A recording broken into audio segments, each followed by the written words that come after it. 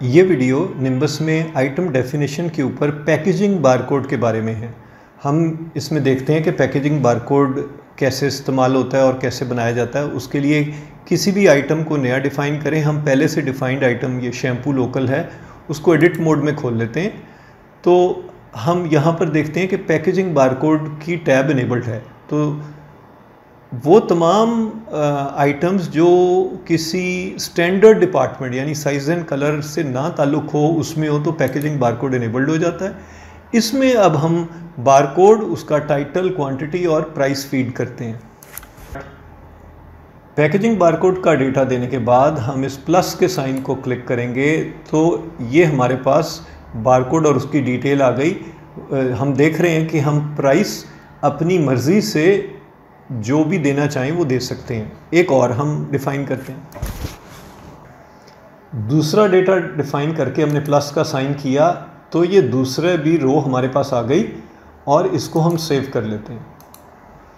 इस तरह हमने शैम्पू के अगेंस्ट पैकेजिंग बारकोड तो 2 डिफ़ाइन कर दिए, लेकिन इसका मकसद क्या है? इसका मकसद ये है कि हम परचेज़ और सेल पे फैसिलिटेशन चाहते हैं। परचेज़ पे भी ये वाले पैकेजिंग बारकोड अवेलेबल होंगे, पीओ और जीआरएन दोनों पे, और सेल की स्क्रीन पे भी अवेलेबल होंगे। तो इनका फ़ायदा क्या है कि सप्लायर हमें एक एक करके कभी नहीं देता, वो पैक्स में देता है। तो उन पैक्स में जिसमें सप्लायर हमें माल देता है वो हम यहाँ डिफ़ाइन कर सकते हैं और उनका एक सेपरेट बारकोड भी हो सकता है। सेल के ऊपर भी हम बेस यूनिट में बेशक सेल करें या ये पैकेजिंग बारकोड की मदद से सेल कर सकते हैं। और जो इन्वेंट्री है वो हमारी सिर्फ बेस यूनिट में अवेलेबल होगी। यानी जब मैं इसको शैम्पू पैक ऑफ 5 को ख़रीदूँगा और उसका एक पैक ख़रीदूँगा तो 5 यूनिट मेरी इन्वेंट्री में ऐड हो जाएंगे और इसको ख़रीदने से 10 यूनिट होंगे। तो यही हम असल में अब जीआरएन की स्क्रीन पर देखते हैं। जीआरएन की स्क्रीन पर हम इन पैकेजिंग बारकोड को इस्तेमाल करने का तरीका देखते हैं। सप्लायर सेलेक्ट करके हम पैकेजिंग बारकोड यहाँ पर लोड करते हैं। शैम्पू के दोनों पैकेजिंग बारकोड लोड किए और इसमें हम अपनी क्वांटिटी देते हैं जो हम परचेज़ कर रहे हैं। अब यहाँ पर आप देख रहे हैं कि आइकॉन भी आ रहा है। इस आइकॉन से ये शो हो रहा है कि ये जो कोड है असल में ये पैकेजिंग बारकोड है जो डब्बे के बाहर लगा हुआ है या पैक के बाहर लगा है। और मैं अगर इसकी डिटेल देखना चाहूँ तो ये प्लस के साइन को क्लिक करके पैक डिटेल्स को करूँ तो ये मुझे बता रहा है कि इस डब्बे में 10 यूनिट्स हैं और चूँकि 10 पीस ख़रीद रहा हूँ तो 100 यूनिट्स ऐड होंगे मेरी इन्वेंट्री में। और इसकी डिटेल प्राइस मैंने क्या रखी है तो ये डिटेल्स मुझे यहाँ पर मिल रही हैं।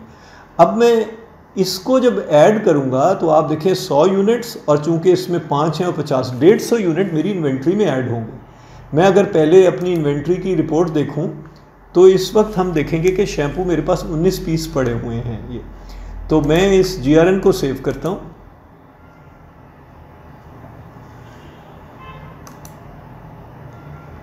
अब ये जीआरएन सेव हो गया और मेरी इन्वेंट्री ऐड हो गई होगी। मैं दोबारा से इन्वेंट्री रिपोर्ट जनरेट करूँ तो आप देख रहे हैं 150 पीस इसमें ऐड हो गए। तो मैंने परचेज़ तो पैक्स में किया और सप्लायर को भी इसकी समझ आएगी अगर मैं पीओ भी दूंगा और मुझे भी पता ये डब्बे ख़रीदे थे, लेकिन मेरी इन्वेंट्री यूनिट्स में ऐड हो गई। और यही काम अब मैं सेल पे भी इसको इस्तेमाल कर सकता हूँ। मैं सेल की स्क्रीन पे जाता हूँ तो मुझे यहाँ पर ओरिजिनल आइटम और उसके पैकेजिंग बारकोड नज़र आ रहे हैं। मैं पैकेजिंग बारकोड को लोड कर लेता हूँ। तो अब आप देख रहे हैं कि इसकी जो प्राइस है, मेरे पास फैसिलिटी थी कि मैंने पैक की फ़र्क प्राइस रखी ताकि कस्टमर को अट्रैक्ट कर सकूं।